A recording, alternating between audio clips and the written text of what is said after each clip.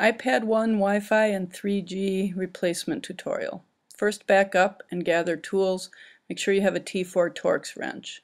Also confirm the dimensions of your new digitizer glass to make sure that you don't try installing something that isn't going to fit. The first part of the installation is going to require removing the broken glass part of the assembly. This is where you use your putty knife. Do not start on the right edge. Start at the top, the left edge, and then go to the bottom. Once you have those three edges, you'll be able to open it something like a book. But those are the aluminum clasps that are intended to break, and you'll be replacing those anyway. So once you get the top, left side, and bottom open, you can open it a few branches. This is the first cable that you have to disconnect. There's a little lock on the cable connector. A small flathead screwdriver will help you release those locks. Once you release those locks, that cable will slide right out. But make sure that you're able to get those before you try to detach that ribbon cable so that you don't break the ribbon cable. Once the ribbon cable is done, you have to disconnect the ambient light sensor. The ambient light sensor, again, the flathead screwdriver will help, just pops off the back cover. It's really not a problem. And once you get those two pieces, you'll be able to open it almost all the way open. All that's left is the video cable connecting the back cover to the front cover. You can disconnect at either end, but if you disconnect on the back cover, it's much easier to reconnect later. There's a little black plastic tab that you lift up with the screwdriver and then pull up with your hand, and that releases the metal lock on that connector. Once you've released that metal clasp, you'll be able to just pull the video cable out. Once the video cable is removed, you'll be able to separate the two, with the exception of a small piece of tape holding that cable. Place the back cover aside, and now we're working on just the front assembly, which we have to separate the screen from the digitizer tablet. Look at the digitizer tablet that you've received, orient it the correct way, and see which screws need to be removed, because not all the screws that you see will need to be removed.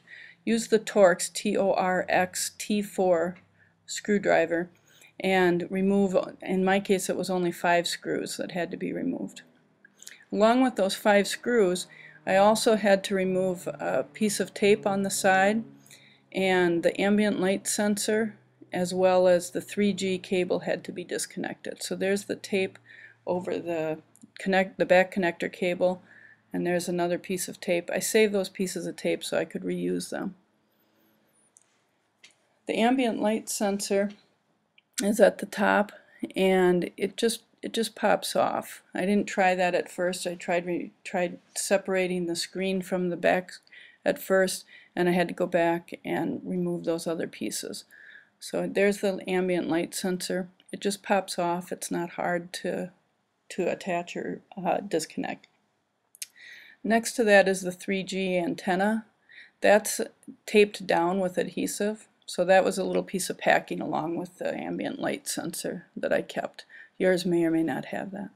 I had to peel the adhesive away on the 3G antenna, and I was able to do that just with my fingers, pulling that away. Once I had that, I had to do actually quite a bit more work to get that assembly out. Be careful not to bend the screen. You can actually break it at this point. I got rid of some extra adhesive, and there's the screen that we're going to replace in the new digitizer. Move the old digitizer LCD to the side and get rid of some of the extra pieces. So now we're going to replace the screen from our iPad into the new digitizer tablet. Be careful that you orient things correctly and get it aligned, get it planned out how you're going to reattach. There is a film on the new digitizer panel. Remove that before you reassemble. When we place this into the new screen, we're going to have to retape the one edge as well as reattach the ambient light sensor, as well as add adhesive to the 3G antenna.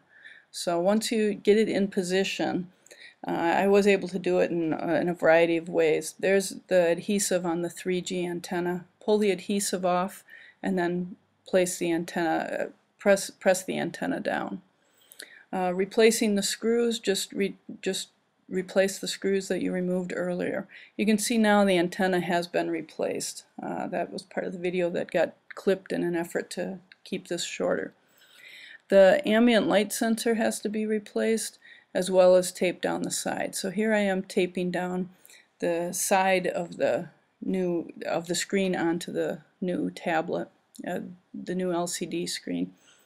Once that's taped down, then I'll tape down that back connector cable as well, simply because that was taped flat when I disassembled it, so I tried to return it to the same condition. So that piece of tape held that. The ambient light sensor just plugs into the same spot that you disconnected it from the original iPad, and just line up the holes and press it down carefully so that it's connected.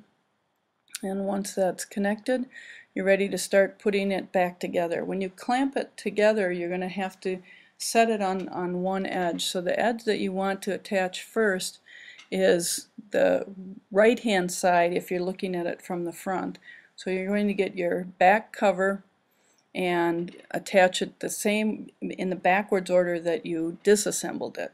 So you can see the back cover is coming, and I'm going to line up that video cable so that it matches the same spot that I removed it from before. There are little plastic hooks that hopefully didn't break when you were getting them apart, and you'll need to reattach that video cable. I had to keep playing with that antenna to make sure that it stayed inside the case. I hope it wasn't supposed to be attached to something. The video cable will slide in fine if you have that released still there. Once you get it in, you'll just reattach that clamp that we had done before. There's the antenna getting tucked in once again. Next was the ambient light sensor, and that will be attached from the front panel to the back assembly, just in reverse of what we had.